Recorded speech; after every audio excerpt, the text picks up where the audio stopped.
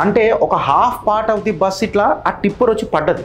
ఈ part driver వెనకాల ఉన్నోళ్ళు ఏ రకంగా ఎట్లా అయిపోయారు అన్నది ఇక మీరు అర్థం చేసుకోండి. ఈ సిగ్గు శరం లేని ప్రభుత్వాలు, సిగ్గు శరం లేని ఓటర్లు, నేను ఫస్ట్ ఓటర్లను అంట, మనుషులారా మీరు పైసల కోసం ఓట్లు వేస్తారు కదా, ఇసుంటి తల్లడిలింది వచ్చినా ముగ్గురు పిల్లలు పుట్టుక్కుమని అన్నారా, ఫ్రీ బస్ టికెట్ అని చెప్తే ఎక్కిర్రేమో పాపం మా బీద ఆ బిడ్డలు, ఫ్రీ స్వర్గానికి టికెట్ దొరికిందిరా పరమేశ్వరుడి దగ్గరికి ఇంత తొందరగా.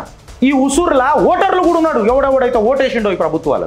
తెలంగాణలో ఆ 25 మంది కూడా బచాంచి అలా గాయపడి ఉన్నారు అని అంటే వీళ్ళు వనజ, దీపశ్రీ, పద్మ వాళ్ళు సివిల్ డ్రెస్లలో ఉండే అక్కడికి పోతుంటారే ఏమో అయింది అని చెప్పి ఇమ్మీడియట్గా రెస్క్యూ మొదలెట్టిండు. ఫ్రీ బస్ ఇచ్చిండు మా అన్న, ఫ్రీ బస్ ఇచ్చిండు అని ఎక్కుతారు కదరా, ఆడ రోడ్ అయ్యని ఆ ప్రభుత్వాలు ఆడెవడని ఉండని దశాబ్దాల వారిగా లేదు కదా రోడ్ ఆడ.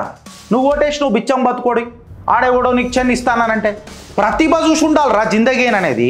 ప్రతిభ బిచ్చం బతుకులు అరా మీకు కావాల్సి ఇదారా నీకు దేశం నేర్పింది. నేను ఇవాళ అడుగుతున్నా రేవంత్ రెడ్డి సర్కార్ని, మీ కంగళ్ళ కాకుడు పొడిచినాయా? సరే ఎన్కోకోడు బేకారగాడు ఉండి అనుకుందాం, మళ్ళీ మీకేమైంది? మీరు నేతి బిరకాయ మాటలు ఊయనుకున్నారా? 2 సంవత్సరాలు అయింది కదా, నిన్న మొన్న గెలిచినావాను. Free bus free bus free bus అని చెప్పి పొన్నమని ఇంత పెద్ద మాటలు మాట్లాడతావు కదా, మీ కండాల కాకులు కూడా ఒక డివైడర్ కనబడలే మీకు? 19 మంది ఉసురు మీకు తగలాలని అంటున్నాయి కదా.